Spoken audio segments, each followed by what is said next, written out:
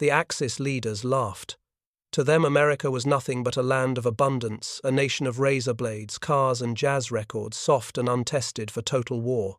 They sneered that the United States could never turn its factories into forges of war, that its people lacked the discipline and iron will of Europe. In their eyes, America was a consumer giant, not an industrial arsenal, but within just a few short years that arrogance would shatter. Where the Axis saw weakness, the United States unleashed a storm of steel and fire. Liberty ships rolled off the ways faster than German U-boats could sink them. A bomber plant in Michigan produced a 1.5 million part B, 24 every 63 minutes. And on the seas, convoys stretched horizon to horizon, proving that no wolf pack could starve Britain into submission. The question is not whether America outproduced its enemies, it is why the Axis refused to believe it until the tides of war had already turned. What blinded them to the truth? What illusions convinced them that American industry would fail? And why, when they finally recognized the reality, was it already too late? This is the story of hubris colliding with mathematics of ideology, crushed under the weight of assembly lines. It is the tale of how the United States, underestimated and mocked, became the arsenal of democracy, and how the Axis, stunned and disbelieving, paid the ultimate price for ignoring the thunder of American industry. When the guns of World War II erupted in Europe in 1939, few in Berlin, Rome, or Tokyo truly believed that the United States could ever become a decisive factor. On paper, America's gross national product dwarfed that of Germany, Italy, and Japan combined. Its car factories, steel mills, and oil fields represented unmatched reservoirs of power. Yet in the eyes of Axis leaders, these statistics were illusions, hollow numbers belonging to a nation of consumers rather than warriors. The reasoning behind this blindness ran deep. For one, memories of the Great Depression lingered. American factories had lain idle, unemployment had soared, and millions of citizens had queued in breadlines. To the ideologues of the Axis, this seemed proof that liberal democracy bred weakness, inefficiency, and decay. In Hitler's inner circle, industrial strength was measured not by peacetime consumer goods, but by how much steel could be directed toward tanks and guns. By that standard, Nazi Germany believed itself unrivaled. Japanese strategists saw things much the same way. To them, the United States was a distracted isolationist giant, unwilling to sacrifice comfort for war. They pointed to the nation's small pre-war army, barely 200,000 strong, and a navy that, though powerful, was divided between two oceans. Surely they thought this sprawling democracy would take years to mobilize if it ever found the will at all. Yet beneath the surface, America was preparing in ways the Axis could scarcely imagine. President Franklin Roosevelt, alarmed by the rising tide of fascism, had already begun nudging industry toward rearmament. By 1940, American factories were experimenting with mass-producing aircraft tanks and artillery. More importantly, the machinery of government was being reshaped. The War Production Board and Office of War Mobilization were established to direct the economy like a conductor leading an orchestra. These agencies would soon dictate which factories built what, allocate raw materials, and even decide how much butter or gasoline ordinary Americans could consume. The transformation was staggering. Detroit, the heart of the automobile industry, turned itself into the arsenal of democracy. Ford, Chrysler, and General Motors no longer advertised new car models but boasted of bomber plants and tank assembly lines. The River Rouge plant, once famous for churning out Model Ts, would redirect its conveyors to military trucks and armored vehicles. In California, aircraft companies like Douglas Lockheed and North American Aviation expanded at lightning speed, producing fighters and bombers in quantities once thought impossible. Still, the Axis remained unconvinced. German intelligence consistently underestimated American capacity, dismissing early reports of production figures as exaggerations or propaganda.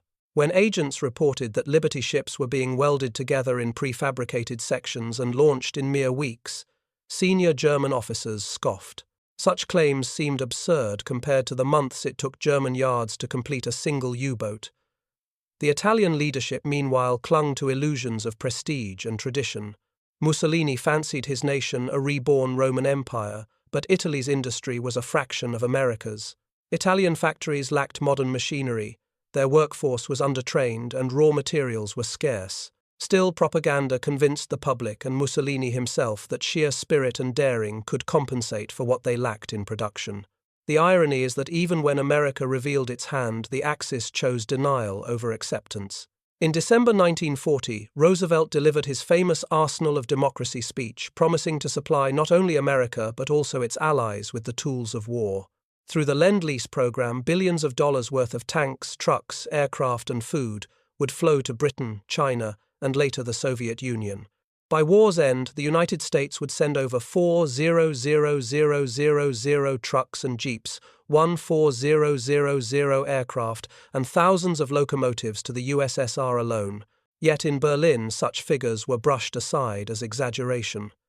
The notion that a nation thousands of miles away could sustain multiple allies seemed preposterous. What the Axis underestimated most was the flexibility of American industry. The United States possessed not only vast resources of coal, iron, and oil, but also the unique ability to adapt civilian industries to military production. A factory that once made refrigerators could be retooled to build machine guns. Typewriter plants began stamping out carbines. Even toy companies received contracts to produce precision parts for aircraft instruments. The sheer scale of this mobilization dwarfed anything attempted in Germany or Japan. Moreover, the workforce itself was transformed. As millions of men joined the armed forces, women poured into factories, riveters, and welders, who kept the production lines alive. African Americans, long marginalized, found new opportunities in defense industries, though still battling discrimination. By 1944, nearly 1 in every 3 workers in war industries was female, symbolized by the iconic figure of Rosie the Riveter. This expansion of labor gave America an elasticity of manpower that the Axis, bound by rigid social systems, could not replicate. The strategic consequence of these choices became clear early in the conflict. While Germany struggled to balance its production between tanks, planes, and submarines, and Japan poured resources into naval aviation, the United States simply produced everything at once. By 1943, America was outproducing all the Axis powers combined. Yet in 1941 and 1942, as the first Liberty ships slid down their ways and the first B-17 seconds took to the skies, Axis leaders still clung to the fantasy that America was a paper tiger. This was the great miscalculation, the belief that sheer willpower or ideology could outweigh cold industrial mathematics. They underestimated how quickly American capitalism, when harnessed by wartime necessity, could turn assembly lines into weapons of war. They ignored the lessons of history, dismissing the United States' rapid mobilization in World War I, and they misread the spirit of the American people, assuming comfort bred cowardice. In truth, the opposite was happening. American society, far from resisting sacrifice, embraced it. Citizens planted victory, gardens, rationed fuel, bought war bonds, and endured shortages of meat and sugar. Factories ran around the clock, their night skies glowing red from molten steel. Railroads thundered with endless trains of tanks, trucks, and artillery pieces. The arsenal of democracy was not an abstract promise. It was a living, breathing machine powered by millions of ordinary Americans. By the time Axis leaders began to grasp this reality, the momentum of production was irreversible. The United States was no longer just a distant power across the oceans. It was a relentless giant feeding allies, replacing losses faster than they could be inflicted, and preparing to project overwhelming strength on both sides of the globe. And so, while Axis propaganda continued to mock, the clock was already ticking. Every new Liberty ship launched, every bomber that roared into the skies, every jeep rolling off Detroit's lines pushed the balance further away from Berlin, Rome, and Tokyo. The stage was set for the decisive years ahead, when America's production machine would crash headlong into Axis strategy and prove once and for all that numbers, not ideology, would decide the outcome of the greatest war in history. When Japan struck Pearl Harbor in December 1941, Axis leaders congratulated themselves. In Berlin, Hitler declared war on the United States with supreme confidence, insisting that the clumsy giant would never find its footing before Germany achieved victory. In Tokyo, officers toasted the idea that America's spirit had been shattered, that its navy lay crippled and its industrial muscle paralyzed by chaos. They could not have been more wrong. The attack on Pearl Harbor was not the death blow they imagined. It was the spark that ignited America's colossal machine. Overnight, the nation unified in fury. Within weeks, recruiting stations overflowed with volunteers, while factories, union halls, and government offices were engulfed in a tidal wave of mobilization orders. The War Production Board, hastily empowered, began issuing directives that transformed the peacetime economy into a disciplined war economy. The first visible miracle came from the shipyards. Traditional shipbuilding was a slow, craft-based process, requiring months or even years to complete a vessel. But American engineers and industrialists dared to rip up the rulebook. Henry J. D. Ars. Kaiser pioneered the concept of modular construction, prefabricated sections of Liberty ships welded together like giant building blocks. This method, dismissed by German naval architects as reckless, cut production time to mere weeks. The SS Joseph N. Teal was launched after just 10 days of work. And in December 1942, the SS Robert E. Peary stunned the world when it went from keel laying to launch in only 4 days, 15 hours and 29 minutes. The Axis could scarcely believe it. German intelligence insisted these were isolated publicity stunts impossible to replicate at scale. Yet by war's end, 2710 Liberty ships had taken to the seas more than enough to outpace U-boat sinkings. For every convoy torpedoed, 2 more seemed to appear on the horizon. What the Axis viewed as exaggerated propaganda was in fact relentless arithmetic. While the shipyards roared, another revolution took place in the skies. Before the war, aircraft were built by hand in small batches, much like luxury cars. But America's automotive giants, Ford, General Motors, and Chrysler, saw an opportunity to apply Detroit's mass-production genius to aviation. Nowhere was this more dramatic than at Willow Run in Michigan, where Ford engineers built the world's largest assembly line dedicated to bombers. At first, chaos reigned. Early attempts to mass-produce the complex B-24 Liberator resulted in endless delays, missing rivets, and assembly nightmares. Skeptics mocked the effort, declaring that airplanes were too delicate for conveyor belts. Yet Ford persisted, retooling processes, retraining workers, and investing in precision tooling. By mid-1943, Willow Run was producing B-24 seconds at an astonishing pace, 1 completed bomber every 63 minutes at its peak. In total, nearly 8700 Liberators would roll out of the plant, a number dwarfing anything the Luftwaffe could replace. The Axis dismissed these developments as crude quantity over quality. But on the battlefield, quantity was a quality all its own. In 1942, American bombers began appearing in England in swelling numbers, striking targets deep in occupied Europe. Each wave of aircraft replaced the losses of the previous raid within weeks, a luxury the Luftwaffe could not match. Meanwhile, on the ground, America's automotive industry pivoted with breathtaking speed. By early 1942, civilian automobile production had been halted entirely. The last car for consumer use rolled off the line in February, and from then on, Detroit produced nothing but machines of war tanks, half-tracks, jeeps, trucks, and armored vehicles. Assembly lines that once boasted chrome and white-wall tires now churned out olive-drab steel. The Detroit Arsenal tank plant produced M3 Lees and later M4 Shermans in staggering quantities, Shermans that would eventually roll through North Africa, Italy, and France in seemingly endless columns. For Japan, the evidence of America's mobilization emerged in the Pacific Islands. Guadalcanal, a small speck in the Solomon chain, became the first true clash of American industrial capacity against Japanese strategy. Japan attempted to reinforce its garrisons through the perilous Tokyo Express nighttime destroyer runs that ferried troops and supplies in small quantities. But the United States built airfields, deployed Marines, and kept them supplied across thousands of miles of ocean. The struggle for Guadalcanal was brutal, but behind every rifle and artillery shell lay the power of American factories. The Japanese found themselves burning precious fuel and losing irreplaceable warships to maintain a foothold, while the Americans simply shipped more men, more planes, and more equipment until the balance tipped decisively. A war of attrition had begun, and only one side had the means to endure it. What stunned the Axis most was not simply the raw numbers, but the social transformation fueling them. Women by the millions entered the workforce, riveting aircraft wings, welding ship plates, and machining tank parts. Propaganda posters like Rosie the Riveter were not exaggerations. They reflected a genuine revolution in labor. By 1942, women made up nearly a third of America's industrial workforce. African Americans, too, pushed their way into defense industries, often under the banner of the Double V campaign victory against fascism abroad and racism at home. Though discrimination persisted, the war opened new avenues for participation and empowerment. Contrast this with the Axis, where rigid social hierarchies limited industrial flexibility. In Nazi Germany, women were discouraged from factory work, and the regime clung to ideological notions of traditional gender roles.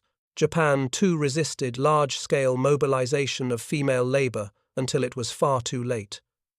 Thus, while American factories surged with fresh manpower and innovation, Axis industries strained under shortages of both.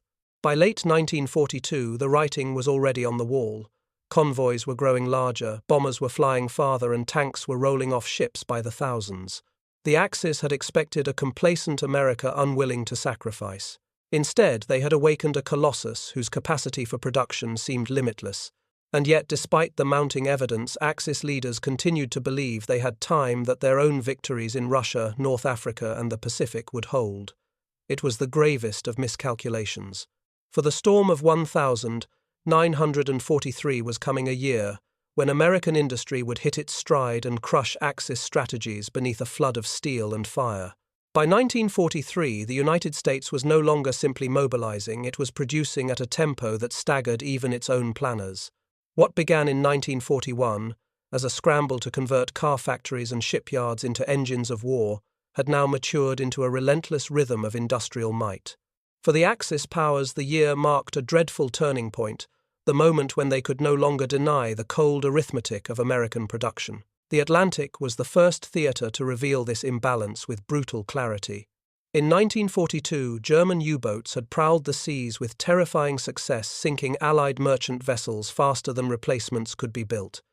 It was the infamous second happy time for the Kriegsmarine. But by spring 1943, the tides shifted dramatically. Thanks to American shipyards, Liberty and Victory ships poured into the convoys faster than the submarines could destroy them. In May alone, more than 120 U-boats were deployed to crush Allied shipping. Instead, 41 of them never returned, a loss so catastrophic that Admiral Dönitz would later call it Black May. Why? Because convoys that once looked vulnerable were now escorted by waves of new destroyer escorts, frigates, and most decisively escort carriers, CVEs. These baby flat-top small aircraft carriers churned out in American shipyards transformed the Atlantic battle. Their aircraft could patrol hundreds of miles beyond the convoys, spotting and sinking submarines long before they reached firing position. Between radar, long-range patrol bombers, and sheer numbers of ships, the wolf packs found themselves not as hunters but as prey. American production did not just replace losses, it swamped them. By the end of 1943, over 1,000 Liberty ships had been delivered, each carrying 10,000 tons of food, fuel, munitions, and vehicles. Convoys stretched horizon to horizon. The British Isles, once on the brink of starvation, now overflowed with supplies. German hopes of strangling Britain evaporated under a flood of American steel. If the Atlantic was where the U-boats died, the Pacific was where Japan's illusions were shattered. Here, too, American industry proved decisive, not just in building ships and planes, but in creating an entire floating infrastructure that could carry war across oceans. Consider the Essex-class carriers. In 1942, the United States had only a handful of fleet carriers to oppose Japan's seasoned Kido Butai. By 1943, Essex after Essex slid down the ways, giant carriers with decks long enough to host squadrons of fighters, dive bombers, and torpedo planes. In total, 24 Essex-class carriers would be commissioned, an industrial feat that Japan could never dream of matching. Alongside them came a torrent of support vessels, cruisers, destroyers, submarines, oilers, and transports. The secret weapon, however, was logistics. The creation of Service Squadron 10, a mobile supply fleet, allowed the U.S. Navy to refuel, rearm, and repair its ships at sea. No longer did American task forces need to retreat to Pearl Harbor or the West Coast after major operations. Instead, they advanced from island to island, carrying their own floating bases with them. This concept, entirely unimaginable to Japanese planners, was only possible because of the endless streams of tankers, supply ships, and repair vessels constructed in American yards. The impact of this logistics miracle was seen at Tarawa in late 1943. The bloody battle for the small atoll demonstrated the ferocity of Japanese defense, but it also revealed America's ability to sustain amphibious operations on a scale beyond anything attempted before. Hundreds of landing craft, amphibious tractors, and supporting vessels brought Marines ashore under a storm of fire. Casualties were horrendous, but the lesson was unmistakable. America could and would project power across the Pacific island by island no matter the cost. For Germany, 1943 brought other shocks. The American 8th Air Force began its daylight bombing campaign over occupied Europe. While the early raids suffered terrible losses, Schweinfurt and Regensburg in particular, the very fact that waves of hundreds of bombers could be sent lost and then replaced within weeks was devastating for Axis morale. Every month, new squadrons of B-17 Flying Fortresses and B-24 Liberators arrived in England. Factories in the United States were producing aircraft faster than German defenses could shoot them down. By the end of 1943, the numbers spoke for themselves. America had produced nearly 86,000 aircraft that year alone. To put that in perspective, Germany, fighting desperately to maintain its Luftwaffe, built about 25,000. Japan managed fewer than 17,000. The gap was not just large, it was insurmountable. For every Zero fighter Japan launched, America could send 3 Hellcats or Corsairs. For every Messerschmitt, Germany fielded the skies above Europe, filled with swarms of Thunderbolts and Mustangs. On the ground, American tanks and vehicles flooded the theaters of war. The M4 Sherman, often derided by German tank crews, nonetheless appeared in such colossal numbers that it became a symbol of unstoppable momentum.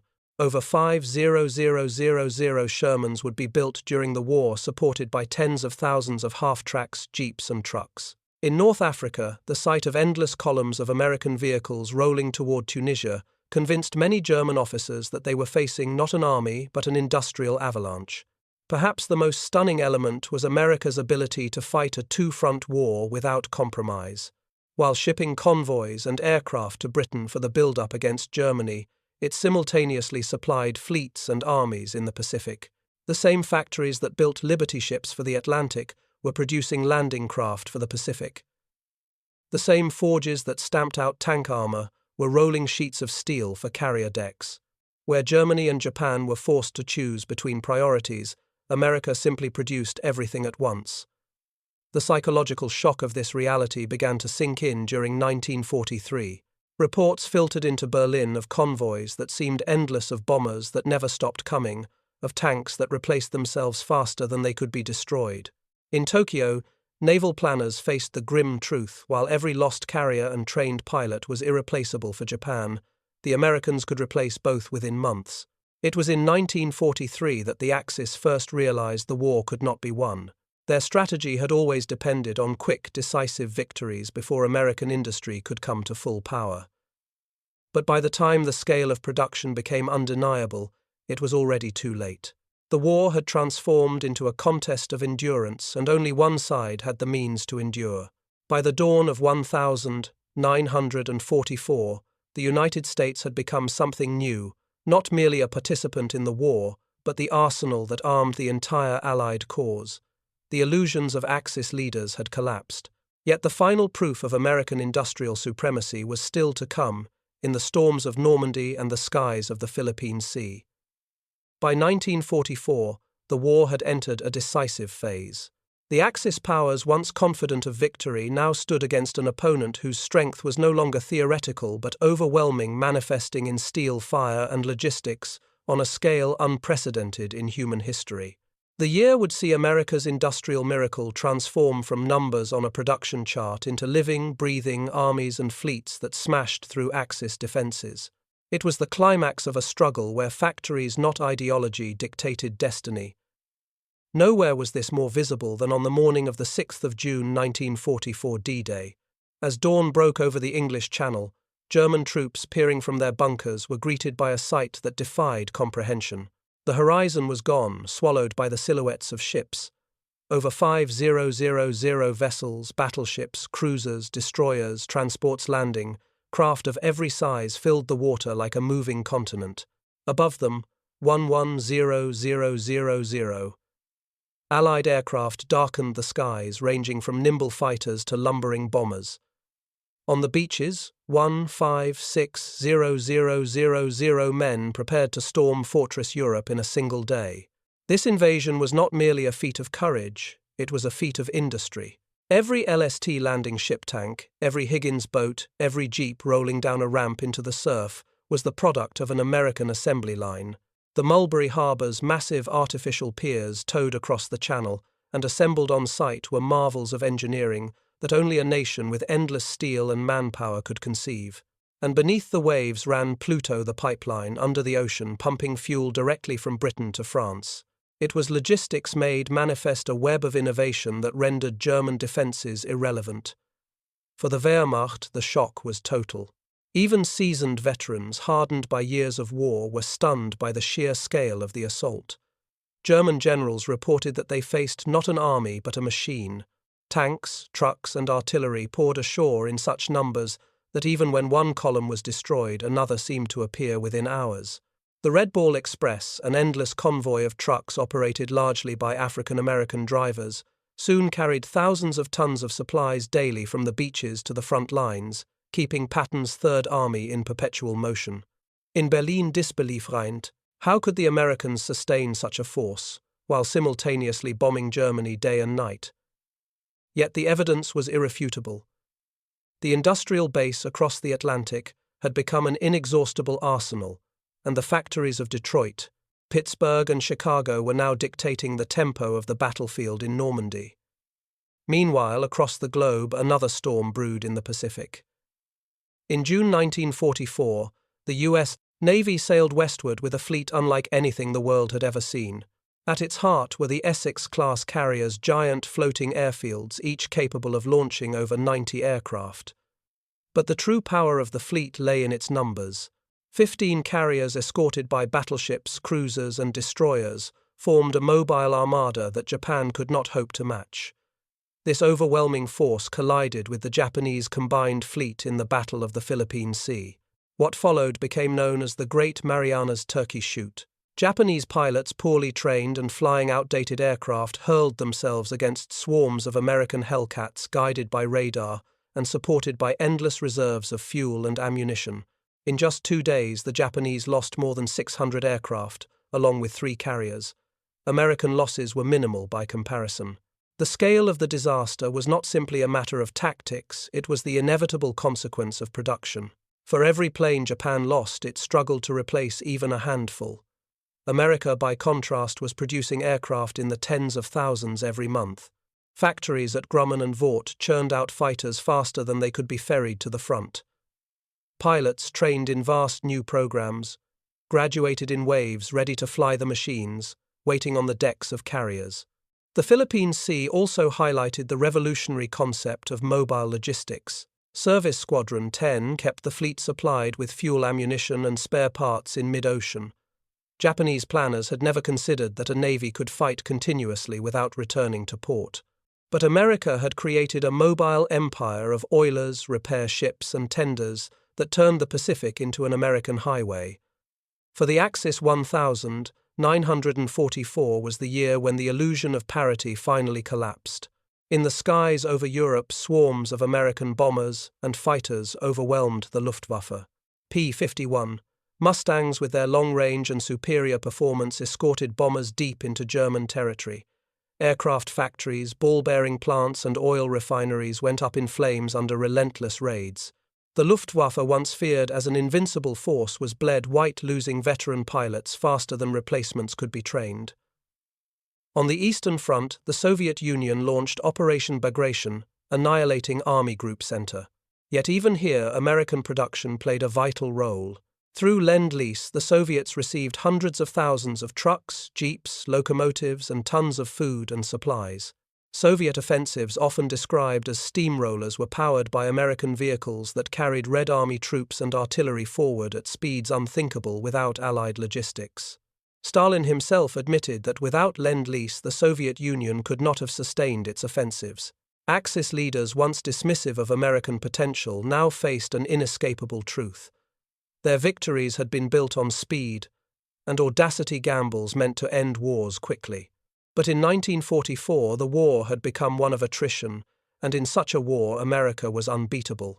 The factories of Detroit, the shipyards of San Francisco, the oil wells of Texas, all these were now weapons as decisive as any tank or aircraft. The contrast between Axis propaganda and reality could not have been sharper. Hitler still ranted about wonder weapons, V-2 rockets, jet fighters, miracle tanks that would turn the tide. In Tokyo, leaders pinned their hopes on kamikaze attacks and desperate defenses, but these were acts of despair. The enemy they faced was not merely an army but an entire industrial civilization mobilized for war. In the end, 1944 was the year when America's industrial supremacy moved from promise to proof. Normandy and the Philippine Sea were not just military victories, they were demonstrations of what happens when a nation harnesses every ounce of its economic power. The Axis had mocked America as soft, incapable of sacrifice. Yet by 1944 it was clear America could outproduce, outlast, and overwhelm them on every front. The climax had been reached. The final act, the collapse of the Axis, was now only a matter of time. By the dawn of 1945, the results of America's industrial miracle were undeniable. The Axis leaders, who once mocked the United States as decadent and incapable, now found themselves drowning under waves of American material. Their gamble that the US could not or would not mobilize had failed catastrophically, and the consequences reverberated from Berlin to Tokyo. Germany had entered the war expecting lightning victories to secure resources and strategic depth before opponents could respond. Yet by 1944 those victories had vanished. The Reich was besieged on every front, its cities bombed day and night, its oil fields set aflame. Worse still, its production, though formidable under Albert Speer's direction, could not keep pace with Allied losses, much less replace its own. In 1944, Germany produced roughly 4,000,000 aircraft. America alone built over 9,6,000, not counting Britain or the Soviet Union. The balance was not merely uneven, it was annihilating. The Luftwaffe, once the spearhead of Blitzkrieg, now barely functioned. Fuel shortages left planes grounded while the skies filled with swarms of P-51 Mustangs and flying fortresses. German pilots, many of them barely trained, were thrown into hopeless battles where they were outnumbered 5 or 10 to 1. The proud Jagdwaffe collapsed under attrition not because of inferior design, but because American factories and training schools could endlessly regenerate what Germany could not. On the ground, the picture was equally grim. The Tiger and Panther tanks, technological marvels, rolled off German lines in the hundreds. The M4 Sherman rolled off American lines in the tens of thousands. Axis propagandists derided the Sherman as inferior a Ronson that lit up when hit. But in practice its numbers, reliability, and the logistics behind it made it decisive. For every Tiger destroyed dozens of Shermans advanced. For every German panzer column, an ocean of American trucks and jeeps kept Allied armies supplied, fueled, and moving forward. This imbalance was not confined to Europe. In Asia, Japan's empire, stretched thin across thousands of miles, was slowly strangled by American output. The Essex-class carriers and their air groups replaced losses so fast that battles once decisive became mere episodes. After the Marianas Campaign, Japan lost its ability to contest the skies. Each new American offensive, Leyte, Iwo Jima, Okinawa, was supported by flotillas of ships so vast that survivors compared the horizon to a forest of steel. Japan's last hope was desperation. Kamikaze attacks, introduced in late 1944, inflicted horrific losses on American ships, yet even this grim tactic failed to change the outcome. For every carrier damaged, another was under construction. For every destroyer sunk, more were steaming across the Pacific. In 1945, American shipyards produced new warships faster than Japan could destroy them. The arithmetic was merciless. Equally devastating was America's ability to support its allies on a scale that multiplied its power. Through Lend-Lease, Britain received 5,000 jeeps, thousands of tanks, millions of tons of food, and entire fleets of cargo vessels. The Soviet Union, locked in a titanic struggle against Germany, received over 4,000,000 trucks, 13,000 locomotives, and endless supplies of raw materials. Soviet offensives like Operation Bagration, which shattered German Army Group Center, were made possible by fleets of American Studebaker trucks carrying troops and artillery across the steppe. Stalin himself acknowledged, "Without American machines, the war would have been lost." This was the true genius of American mobilization. It not only supplied its own armies, but also became the beating heart of the Allied coalition. The US did not simply fight, it armed the world. The psychological consequences for Axis leaders were profound. In Berlin, Hitler raged at his generals, demanding miracle weapons to reverse the tide: V-2 rockets, jet fighters, giant tanks.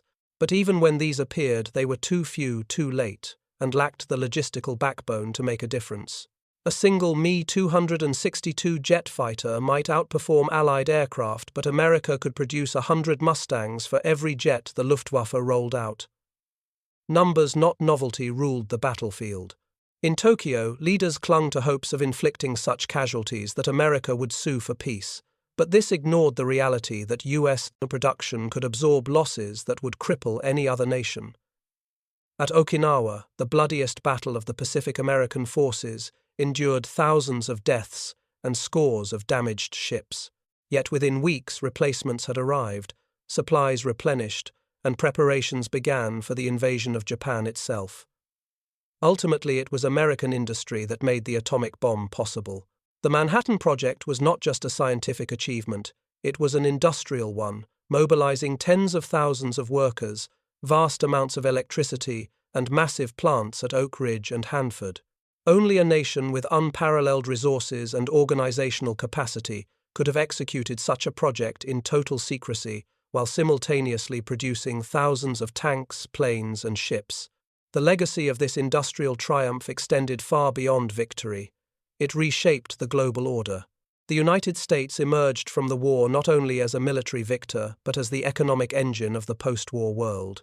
Its factories, once devoted to bombers and tanks, returned to producing cars, appliances, and consumer goods, fueling an economic boom that transformed the 20th century. Its mastery of logistics and standardization became the model for modern warfare and business alike. For the Axis, the lesson was bitter.